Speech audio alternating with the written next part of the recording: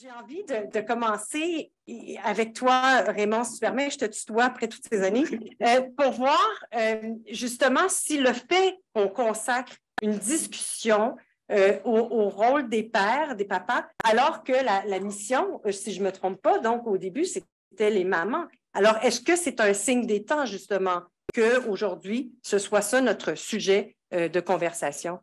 Ben, absolument. Écoutez, puis c'est tellement une bonne nouvelle. Je suis tellement content. Nous, ça fait longtemps qu'on travaille pour cette mission-là, puis de voir qu'une organisation aussi importante, aussi prestigieuse que la Fondation Holo décide vraiment concrètement dans son approche famille de dire il y a des mamans, il y a des enfants, mais il y a aussi des papas. Et ils sont là, les papas. Et qu'on le veuille ou qu'on ne le veuille pas, ils sont là, ils ont une influence, ils ont un rôle à jouer. Et quand on ne les intègre pas dans notre stratégie, tout ce que ça fait, c'est qu'il y a comme un angle mort. Il y a comme un levier qu'on n'utilise pas. Alors, pourquoi s'en priver? Surtout qu'en 2023, on souhaite l'égalité entre les pères et les mères. On parle souvent de charge mentale. Alors, on a un allié fabuleux dans le quotidien des familles, qui sont les papas. Et justement, c'est la Semaine québécoise de la paternité en cette semaine. Puis notre thème, c'est tout à fait ça, c'est faire équipe dès le départ. C'est exactement de ça dont on parle. Et quand on parle justement de ces années, il y en a coulé de l'eau sous les ponts. Il y a vraiment une évolution. Est-ce qu'il y a des marqueurs? Est-ce qu'il y a des façons de mesurer? Est-ce qu'il est là? L'évolution, elle est là. La place du père est plus reconnue qu'avant. Tout à fait. C'est-à-dire, premièrement, les pères s'impliquent plus. On est passé il y a une cinquantaine d'années à des modèles plus traditionnels, le père pourvoyeur, la mère à la maison. C'est sûr qu'il y a encore beaucoup de travail à faire. L'égalité n'est pas atteinte. Il faut toujours progresser.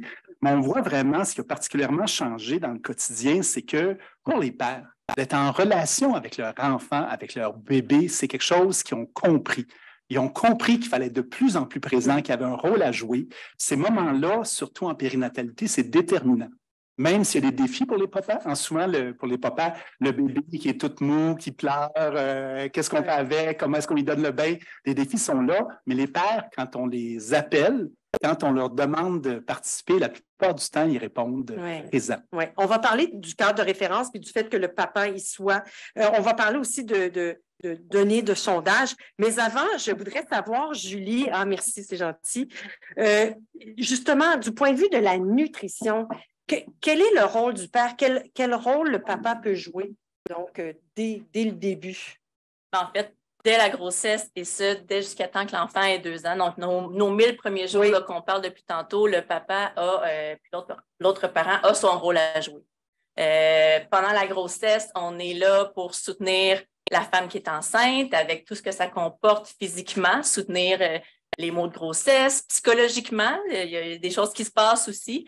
Donc, puis d'encourager aussi la femme enceinte à apporter des changements dans son alimentation. Veut pas, il y a des aliments qui ne sont pas permis, puis coudonc que ça nous tenterait d'en manger, mais le conjoint est là pour être solidaire. C'est ça, d'être solidaire. Même chose pour consommation d'alcool, tabac et drogue aussi. Tout ça fait en sorte que le conjoint a sa place.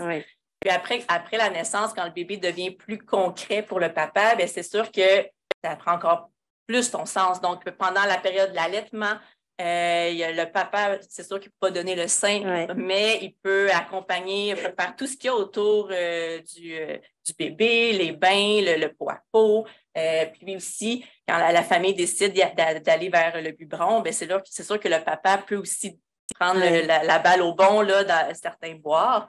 Puis, quand on parle d'introduire des aliments dans la vie de l'enfant, bien, le père ou la mère peuvent faire cette introduction-là, découvrir les aliments avec ses enfants. Je me souviens, mon conjoint, de le voir mettre des aliments sur la table des enfants, puis de le voir éveiller, de faire découvrir quelque chose. C'est des beaux moments qui créent un lien aussi entre l'enfant et son père. Puis après, quand l'enfant est un peu plus vieux, commence à manger le même repas que tout le monde à la table, bien, il va commencer à refuser des aliments, puis c'est pas juste la mère qui doit gérer ces enfants-là et ces comportements-là. Donc, tout ça fait en sorte que le père, le parent a vraiment un rôle à jouer. Oui, c'est intéressant. Puis ça aussi, c'en est une évolution. Si on pense à notre papa, il ne s'en mêlait pas trop, il ne se mêlait pas trop non plus.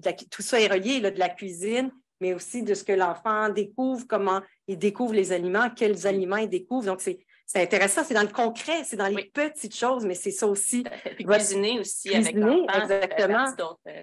Thomas-Henri, Benoît Perrier, racontez-nous sur le terrain, parce que vous êtes très terrain, hein, vous êtes auprès des papas de façon différente tous les deux. D'ailleurs, Thomas, peut-être nous dire un peu comment Coopère travaille, puis ce programme de périnatalité, il paraît qu'il y a quelque chose d'assez particulier, hein, d'assez exceptionnel qui se passe de votre côté. Je veux savoir, ça m'intéresse. Oui, on est très, très fiers de ça. Alors, Coopère, effectivement, est un organisme dédié au papa. Il y a un volet périnatalité qui existe depuis bientôt 10 ans. Ouais. Et là, dans les dernières années, on a vraiment constaté un gros boom. En fait, c'est pas compliqué. Le nombre de pères dans les 5 dernières années, ça a été x10, juste sur la périnatalité, plus tout le reste qui s'ensuit. Ça nous a amené à réfléchir à comment on pouvait développer un nouveau programme qui s'appelle Devenir Père. Voilà.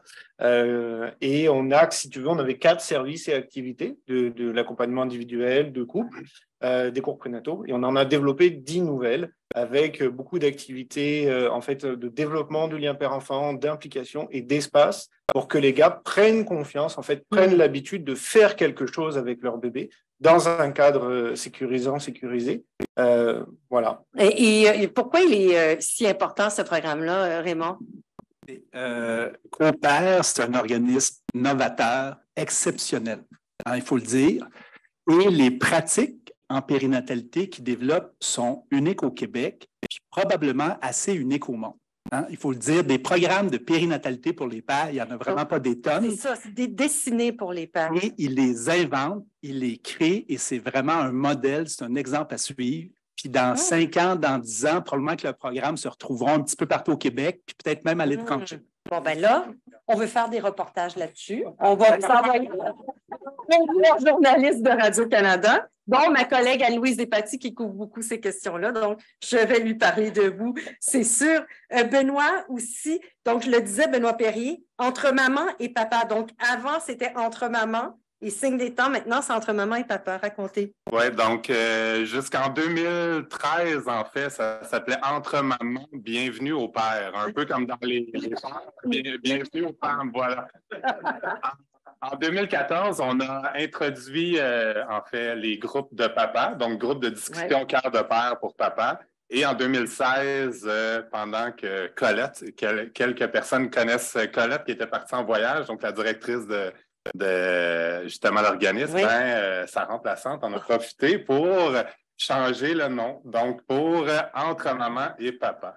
Donc, le mot papa a été intégré à la raison sociale, mais aussi plein d'activités depuis 2 ans. Donc, je suis arrivé à l'organisme comme intervenant en périnatalité, surtout pour m'occuper des papas, mais aussi de la coparentalité, donc des activités papa, maman et en coparentalité. On fait plein de choses. Et bien justement, le rôle du papa, puis comment on travaille ce rôle-là, puis comment on accompagne le père là où c'est important, ce serait où selon vous? Bien, je pense qu'avec les années, je pense qu'il y avait besoin d'espace pour s'exprimer, ce qu'ils n'ont pas toujours eu la chance de faire.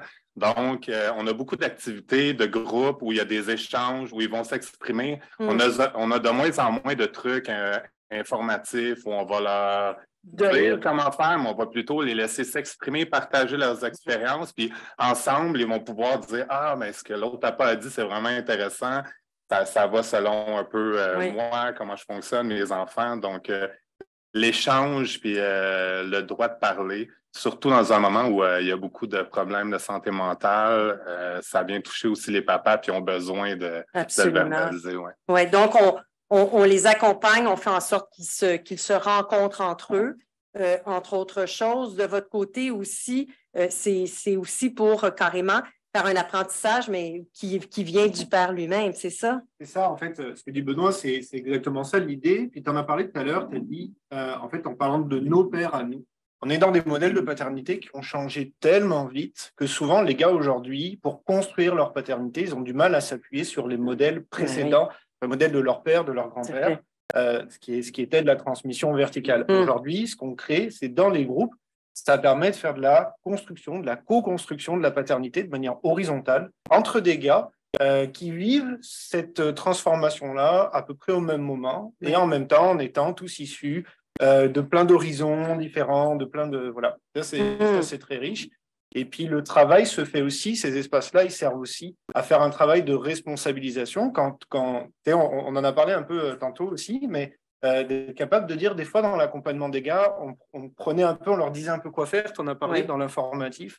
Quand ils font ça, c'est eux qui prennent en charge l'investissement dans leur paternité. Et c'est ça qui ramène dans leur famille, auprès de maman, tu parlais de la charge, et auprès de bébé. Oui. Raymond Villeneuve, je disais tout à l'heure, est-ce qu'il y a des indicateurs, est-ce qu'il y a des sondages, est-ce qu'il y a des données qui existent sur la place que les papas occupent ou sur la place qu'ils veulent occuper ou sur la place qu'on doit leur donner? Il y a 2 ans, on s'est amusé à faire un gros sondage léger pan-canadien et on a comparé l'engagement des pères québécois à l'engagement des pères du reste du Canada. Et nous avons eu le très grand bonheur de voir Jean-Marc Léger venir nous dire que sans aucun doute, les pères du Québec sont beaucoup plus engagés que ceux du restant du Canada. Et c'est profond. Sur tous les indicateurs du sondage, il y avait des écarts partout. J'ai la clip. Si vous voulez, là, je vous l'enverrai. J'ai la preuve. Puis, ce qui était vraiment fondamental, c'est sur le rôle même. Dans le restant du Canada, les pères se conçoivent beaucoup plus comme des pourvoyeurs. Au Québec, c'est des donneurs de soins, des guides, des gens qui donnent de l'affection. Donc, il y a vraiment une différence québécoise. Si on compare aux pères américains, ça, il n'y a pas de doute, les pères québécois sont vraiment en avance. Si on compare aux Français, aux Suisses, aux Britanniques, on est en avance. En fait, il y aurait peut-être juste des pères scandinaves c'est sûr, avec des super politiques publiques. Mais on est pas loin. On n'est pas loin. Au RVP, avec tous nos amis, là, on a un grand rêve. On aimerait ça que les pères québécois deviennent les champions mondiaux de la paternité. Ah oui. Puis avec des partenaires comme Olo, on pourrait se donner ça comme objectif collectif. Oui. Si on devenait les meilleurs, ce serait vraiment cool, ça. C'est un rêve. Oui, tout à fait. Donc, ça a vraiment, vraiment avancé depuis les fois où on s'est parlé au début. Je serais curieuse, on parlait tout à l'heure, c'était hyper concret. Julie, tu es du rôle du papa, de ce qu'il peut faire. Donc, justement, quand vous accompagnez les intervenantes, quand vous accompagnez les gens qui sont vraiment les personnages clés de votre organisation, comment concrètement ça se fait pour justement amener le rôle du père, cette préscience-là du père? C'est sûr que naturellement, quand on fait un suivi de grossesse, le réflexe père n'est pas nécessairement toujours là. Ça dépend de l'intervenant, ça dépend de l'organisation, de l'horaire de travail et tout ça. Mais il y a des belles choses qui se font. Puis, j'étais allée à la recherche de témoignages d'intervenantes là, en vue d'aujourd'hui. Puis, je voulais vous partager des choses, justement, quand on parle de ce qui se fait. Bien, c'est sûr que il y a déjà des intervenantes qui intègrent les pères dans les rendez-vous. Puis, ils disent, on voit la lumière dans leurs yeux quand ils viennent répondre on répond à leurs questions, on les intègre dans le suivi. Des fois, il y a beaucoup de suivi qui se fait à domicile. Quand le papa est interpellé, il y en a qui aiment mieux jouer avec leurs jeux vidéo. Puis ça, c'est un défi qui est souvent rencontré, mais il faut essayer d'aller le chercher. Mais il y a des papas qui sont intéressés, qui veulent répondre aux questions. Puis s'ils ne viennent pas, ils vont demander « Qu'est-ce que j'ai manqué? J'étais avec l'autre enfant. » Donc, il y a vraiment des belles choses là, qui peuvent se faire.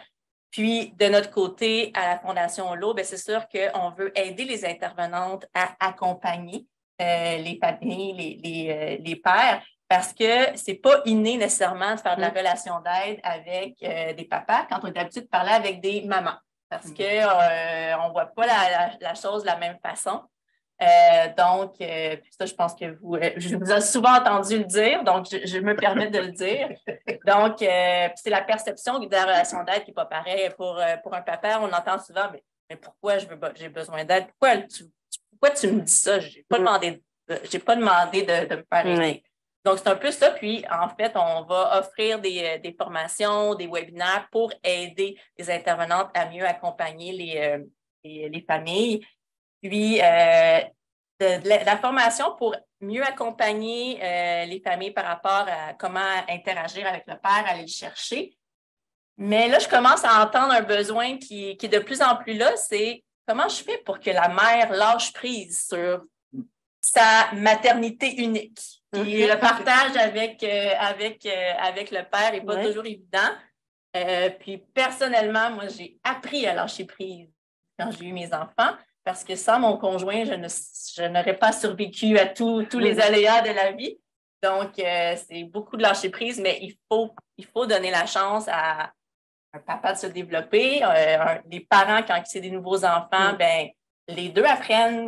Peut-être que le papa va avoir un meilleur truc que la maman. Donc, c'est ça aussi, je trouve, un défi. Puis ça aussi, je vous ai déjà entendu dire le fait de les deux parents doivent avoir leur place. Oui, mais justement, Thomas et Benoît qui êtes sur le terrain avec les papas et Raymond aussi, si on parle aux intervenants, aux intervenantes, qu'est-ce qu'on dit? Qu'est-ce qui est important pour qu'il y ait justement une espèce de regard global? Vous le voyez, vous le vivez. Qu'est-ce que vous pourriez dire de ce côté-là, par exemple, Benoît?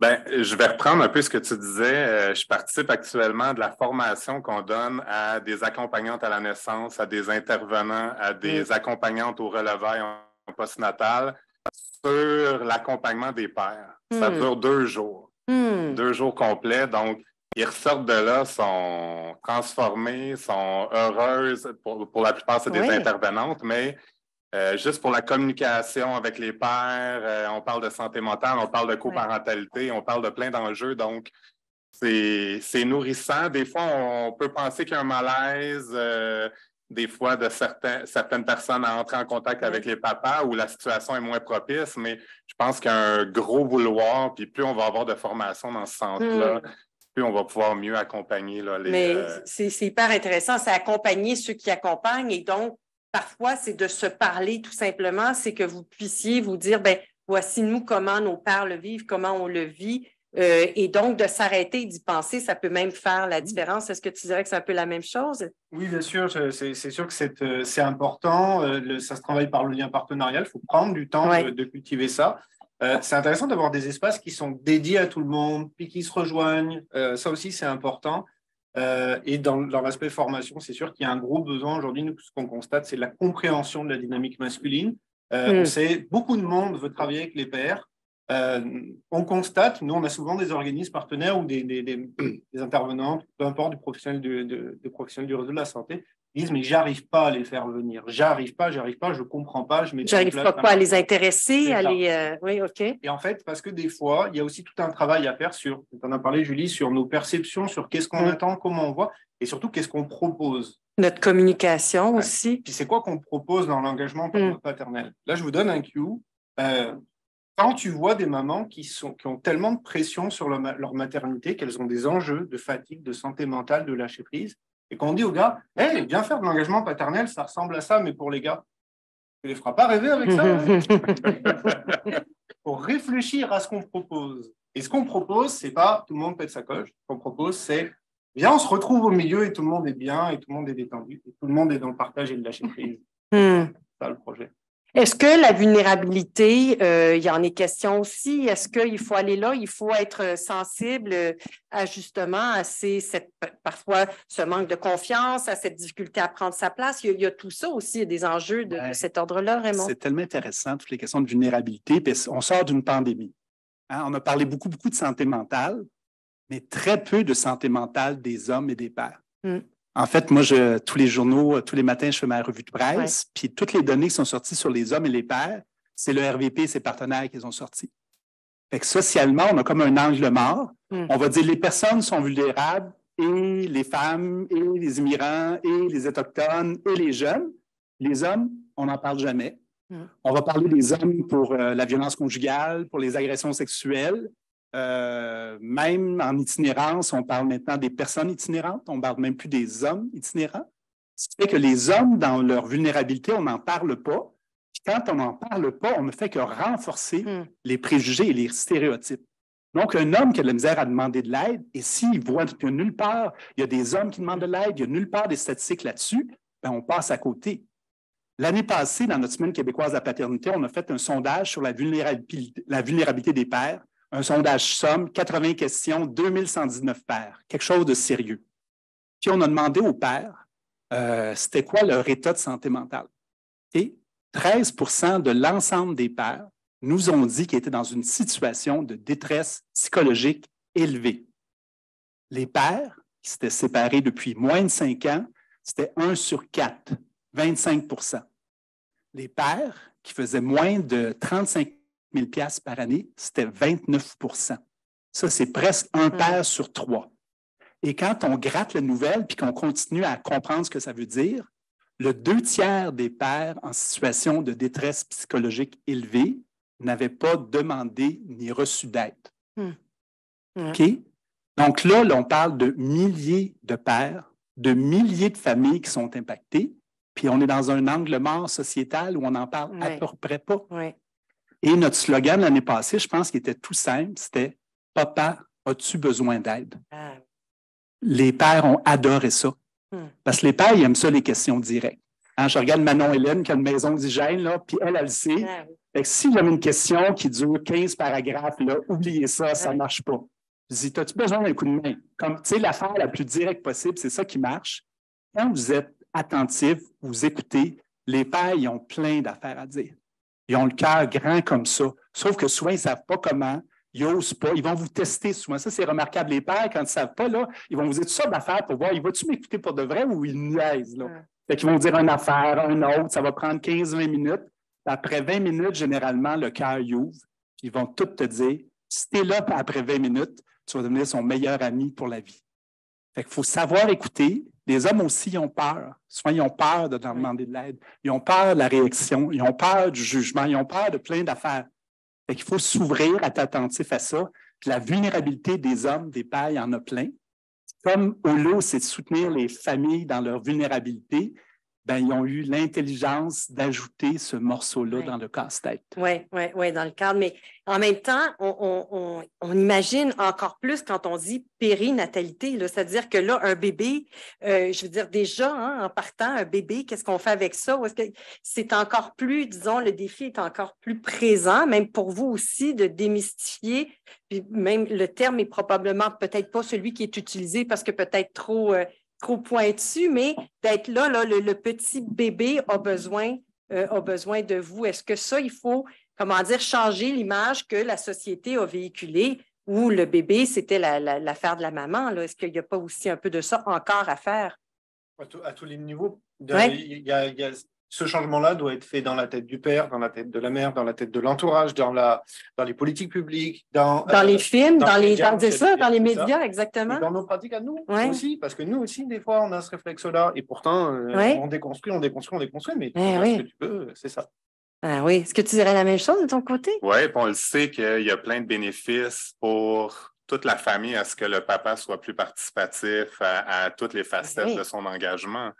On a plein de chercheurs au Québec qui ont démontré dans les dernières années, par rapport au père, tout l'apport qu'un papa pouvait amener, puis la complémentarité aussi avec la maman. Le papa va amener des trucs qui sont différents de la maman. Donc, est-ce que vous en avez des belles histoires de gars qui ont pris leur place, qui ont fait un bout de chemin, qui... Hein? Plein. Laquelle choisir? Tu veux qu'on en raconte? Oui, j'aime ça. J'aime ça, les belles histoires. Laquelle choisir? Ok, moi je vais y aller avec une histoire d'accouchement. C'est un papa qui arrive chez nous et évidemment il a besoin de rien, tout va bien, pas besoin d'aide. Donc, on travaille sur ici de toute façon on donne pas d'aide, juste le fun. On jase. Il n'y a rien de menaçant là-dedans. Très bien. Et puis on discute et en fait on prépare avec lui l'accouchement de son premier enfant.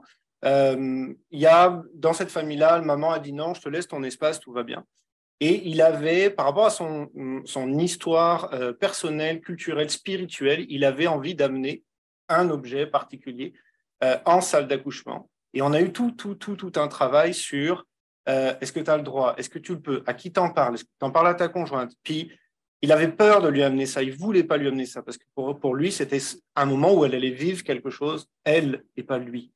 Et il a réussi, avec ce support-là, à amener la discussion avec sa conjointe, et puis à ce qu'elle lui dise, oui, évidemment, ça me fait un grand plaisir que tu fasses ça, si c'est important pour toi. Et ce gars-là, part à l'accouchement, vit le chamboulement intense, revient quelques semaines plus tard, et arrive en nous disant d'avoir emmené ça à cet endroit-là, a été fondateur, et a vraiment été, j'ai switché de papa à papa, parce que c'était là. Si nous, on n'a pas cette discussion-là avec lui, à ce moment-là, il passe à côté. Alors, ça ne veut pas dire qu'il ratera tout le reste, mais ce n'est pas ça qu'on est en train de dire. Et ça, je vous garantis que ça a marqué profondément son engagement paternel jusqu'à la fin. fin du jeu des temps. Oui, donc il était là dès le départ, il était un partenaire dès le départ, il était partie prenante dès le départ. C'est ça la clé. Thomas, Benoît, de ton côté, est-ce que tu as des anecdotes? Je ne vais pas en donner une en particulier, mais il y a des choses qui ont été nommées tantôt, là, des modèles. Il y a des papas qui sont venus pour chercher justement à quel modèle ils pouvaient se référer. Qu'est-ce qui existe? Ouais. J'ai eu des papas qui sont venus qui étaient dans une situation où maman est en gros postpartum, grosse anxiété de performance par rapport aux soins qu'elle voulait donner à son enfant. Et le papa était dans une situation où lui était sur le bord de aussi une détresse psychologique parce que devait s'occuper du travail, des enfants, de lui-même. Donc, on en a vu, moi puis Thomas, des papas qui pleurent, des papas en détresse qui viennent échanger avec nous, des pères qui ont vécu de la violence et qui ne veulent pas transmettre ce qu'ils ont vécu à leurs enfants. Oui. Et qui viennent chercher de l'aide dans des groupes de discussion pour justement faire la différence. Donc, à toutes les semaines, on en croise, moi, Thomas. Raymond? Vous raconter une histoire. J'ai eu la chance pendant 7 ans de donner des rencontres prénatales au CLSC Saint-Henri. Là, il y avait un père, premier enfant, puis lui, c'est un avocat dans une grosse firme. Puis sa spécialité, c'est les enfants morts-nés. C'est ça, c'est le mandat qu'il faisait. Alors là, il était tout le temps là-dedans, puis lui, il était hyper stressé parce qu'il dit, tout à coup, qu'il arrive quelque chose à mon enfant. Fait que là, ça tournait, puis il n'arrêtait pas de parler de ça à sa blonde. Fait que là, sa blonde, à un moment donné, était comme un petit peu tavé. Là, à un moment donné, j'ai eu une jarre dans le cadre de porte, on a jasé entre gars. J'ai dit, c'est peut-être pas le bon sujet à aborder et tout ça. On a jasé, puis tout à coup, il y a comme eu un déclic. Ce gars-là, qui était comme très froid, très cérébral, très dans sa tête, à coup, il y a eu comme une espèce de point de bascule, de se décentrer un peu juste de ce qu'il vivait, de s'ouvrir vers l'autre. Puis, tout à coup, dans toutes les autres rencontres prénatales, on a vu là, comme il y a des choses qui se passaient. Et dans la vie, des fois, on a des cadeaux. On a organisé la super fête au Patro Villeray pendant des années. Puis, pendant 4 années de suite, il arrivait avec un nouvel enfant. Puis là, première super fête, il y en a un. Après ça, il y en a 2. Après ça, il y en a 3. Après ça, il y en a 4. On a des photos de ce papa-là à 4 pattes avec un petit dinosaure, avec ses enfants, super papa attentif, mais il était parti du papa dans sa tête qui projetait juste du négatif. Fait que vous voyez, c'est tout simple, mais des fois, c'est une jase qui change une vie. Je te reconnais, je t'accepte dans ce que tu es. Et dans la période périnatale, comme on est beaucoup centré sur le vécu des mères, les pères, souvent, ne vont pas se permettre d'exprimer des choses. Parce qu'ils se disent, je suis qui, moi, pour avoir des besoins? Je suis qui, moi, pour parler de mes affaires? Puis là, des fois, juste avoir une petite porte, une petite fenêtre où je peux exprimer ma vulnérabilité, ça peut changer beaucoup de choses. C'est des belles histoires. Julie, sur le terrain, justement, il y a des histoires aussi, des rencontres avec des papas, des conversations, des petits moments. Tout à fait. Tantôt, je parlais de la brillance dans les yeux d'un papa, mais je prends vraiment une situation particulière que j'ai lue d'une intervenante que je trouve très, très belle. Elle écrivait qu'un papa était en télétravail très strict, devant l'écran, pas le droit de bouger. Puis le rendez-vous se passait dans la pièce à côté avec l'infirmière, la maman, sur le développement de l'enfant qui était déjeuné. Puis, dès que le papa a eu une pause, il s'est précipité dans la pièce, dire « Qu'est-ce que j'ai manqué? Est-ce que tu as posé ces questions-là? » Très impliqué de savoir qu'est-ce qui se passait avec son enfant. Est-ce que sa blonde a toutes posé les questions qui se posaient? Puis, quand l'infirmière il a dit « Aussi, je veux vous dire que votre fils se développe bien, tout ça. » Le père était fier dans ses yeux de voir que son fils se développait bien, se grandissait bien. Puis, il est reparti justement travailler avec les yeux brillants, plein de fierté. Donc, ça, c'est une des histoires. Avant de vous laisser repartir, peut-être un souhait pour l'avenir, qu'il soit politique ou pas, parce que Raymond, je sais, fait notamment beaucoup de travail de ce côté-là. Qu'est-ce qu'on peut faire de plus pour justement faire une place au papa dès les premiers moments? Je me sens interpellé. Énormément. Alors, écoutez, moi, mon expression préférée, c'est le réflexe paternité.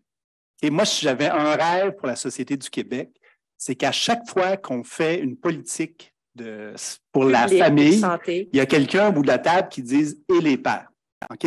Programme, stratégie, loi, il y a quelqu'un qui dit « et les pères, est-ce qu'on les rejoint ». Quand on met en place un nouveau service à la famille, il y a quelqu'un autour de la table, comme à la Fondation Holo bientôt, qui va lever la main et va dire « et les pères, est-ce que le programme est adapté? Est-ce qu'on les rejoint? » Puis en passant, là, le cadre de référence de la Fondation Holo, pour moi, c'est un modèle. Je le cite partout, je n'arrête pas d'en parler pour dire « c'est ça que je veux qu'il arrive ». OK, eux autres, le réflexe paternité, ils l'ont inscrit dans le cadre de référence. C'est ça qu'il faudrait qu'il se passe. Après ça, dans la livraison des services, que les intervenants, quand ils rencontrent une famille, ils disent « Hé, papa, comment as-tu besoin d'aide? Comment est-ce que tu vas? » Puis après ça, ultimement, c'est quand on parle aux pères, là, il y a un truc bien simple là, que je dis à tout le monde. Parlez-leur donc comme des parents qui sont aimants, présents, engagés, sensibles, qui ont du jugement puis qui ont du cœur. Si vous faites ça, là, vous allez toutes les avoir. Si vous rentrez puis vous voulez les chicaner, vous leur parlez comme des enfants, pensez-vous que ça va leur tenter de vous suivre? Parlez-leur avec votre cœur, puis tu dis, écoute, ils aiment ses enfants, ils aiment sa blonde, vous allez ouvrir leur cœur. Puis en terminant, je me permettrai juste mon petit coup de cœur, une histoire que j'aime toujours raconter. Je parle de Yvon Lemay, qui était intervenant à la Maison Oxygène de Montréal, le meilleur intervenant sur la Terre. Puis Yvon, là, des gars qui arrivaient à 4 pattes, démolis, défaits avec leurs enfants à la Maison Oxygène de Montréal, il en a rencontré plein. Ces gars-là, vous pouvez imaginer que leur estime de soi était complètement dans la cave. Puis Yvon, il y avait une phrase magique qui a sauvé la vie, je n'exagère pas, l'émotion monte, de plein de pères puis plein d'enfants. Ce qu'il leur disait, c'est les mots tout simples. Tu ne sais pas à quel point est important pour ton enfant. Et souvent, ces pères-là, il n'y a personne qui leur avait jamais dit ça. Tu sais, quand tu sens pas bon, tu ne penses pas que tu es important pour quelqu'un. Puis quand on dit non, tu es important pour ton enfant. Puis il y a plein de ces gars-là qui se sont reconstruits parce qu'ils pouvaient être utiles à leur enfant. Le plus grand levier d'intervention auprès des pères, c'est leur amour pour leur enfant. Il ne faut jamais oublier ça. Puis quand on parle avec ça, on est toujours gagnant. Excusez-moi, je te grâce à ça. Bon, ben.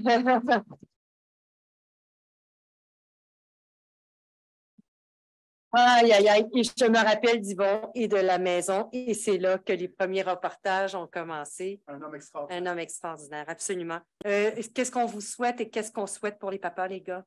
Oui, hein? Plein de choses. C'est beaucoup. Oui, c'est beaucoup. Pourquoi il y a de l'émotion comme ça? Qu'est-ce qui vient vous chercher tous? Parce que, en vrai, c'est parce que ça fait longtemps qu'on travaille tous sur cette thématique-là. Et là, en ce moment, ça marche, ça pop, on le voit, ça donne des résultats. On est là aujourd'hui. C'est très cool. Donc, ce qu'on souhaite, c'est encore plus tout le temps, partout, mais génial. Et puis de vous embarquer, on l'a dit, le réflexe paternité, c'est qu'on y aille tous et toutes ensemble, parce que le projet, il est pour tout le monde, en bout de ligne. Absolument. Moi aussi, je suis content. Benoît, est-ce que motif des gars? Je pourrais partir moi aussi. Mais je suis papa de 3 enfants aussi et c'est des outils du RVP qui m'ont permis de grandir comme père, qui m'ont réconforté dans mon rôle de père parce qu'on me disait que j'étais juste un papa qui jouait avec les enfants, j'étais juste un papa qui faisait ci, j'allais travailler. Donc, avec des documents sur les facettes de l'engagement paternel, ça m'a permis de voir que j'en cochais plus que je pensais des coches. Et ça m'a permis de changer de boulot puis de venir jaser avec des papas à journée longue. Mais je retiens quelque chose qu'Élise a dit tantôt, les connecteurs. On est beaucoup de différentes instances à travailler chacun de notre côté. Puis je pense que ce qu'on commence à comprendre, c'est qu'on commence à travailler beaucoup plus main dans la main, communautaire, le domaine de la santé. Il y a des gens qui permettent de nous réunir. On offre des ateliers, de purée à l'organisme. Il y a de plus en plus de papas. Il y a des haltes allaitement, on fait des trucs avec les infirmières, coopèrent aussi. On va à domicile avec des infirmières où il y a des papas à domicile qui ont besoin d'aide. Donc, on fait plein de partenariats. Puis je pense que ça, il faut développer ça de plus en plus. Oui, c'est encourageant, Julie. Hein? Oui, oui. Alors, Julie, toi qui es à la Fondation Holo, qui était déjà convaincue, j'imagine que tu l'es encore plus comme tout le monde de la Fondation. Oui. Qu'est-ce que tu souhaites pour la suite? À la Fondation Holo, on parle beaucoup de réduire les inégalités sociales de santé. Donc, c'est sûr, quand on vient parler des pères, on veut aussi être dans ce mode-là. Oui. Donc, on l'a dit, là, il y a eu beaucoup d'évolutions dans les dernières années. Il y a beaucoup d'évolutions aussi qui, j'ai l'impression, qui restent aussi au niveau socio-économique un peu plus élevé. Donc, quand on parle au public général, c'est plus les papas qui ont un peu plus de sous qui vont peut-être être plus engagés, peut-être plus être à l'affût de ces nouveautés-là. Donc, avec le contexte qu'on parlait tantôt de vulnérabilité, bien, une des vulnérabilités qu'on voit, c'est vulnérabilité économique, l'immigration et tout ça. Donc, je pense qu'un souhait que j'ai pour la Fondation Holo, c'est de aussi aller rejoindre ces papas-là qui vivent différentes vulnérabilités, puis de les convaincre qui sont importants pour leur enfant, puis qui ont le droit d'être là, puis qui ont la place. Julie Deschamps, Thomas Henry, coordonnateur périnatalité de ce projet qu'on va suivre de près, donc chez Coopère, Benoît Poirier, intervenant en périnatalité entre maman et papa, Raymond Villeneuve, DG du regroupement pour la valorisation de la paternité. Comment vous remercier pour le travail? Merci beaucoup. Merci. Oh là là, ben c'est comme ça qu'on termine cette rencontre. Hein. Et c'est le temps de boire un verre, je pense que de socialiser, de réseauter. Alors, merci à vous tous d'avoir été là. Ce fut un plaisir de tous vous rencontrer. Merci. Merci.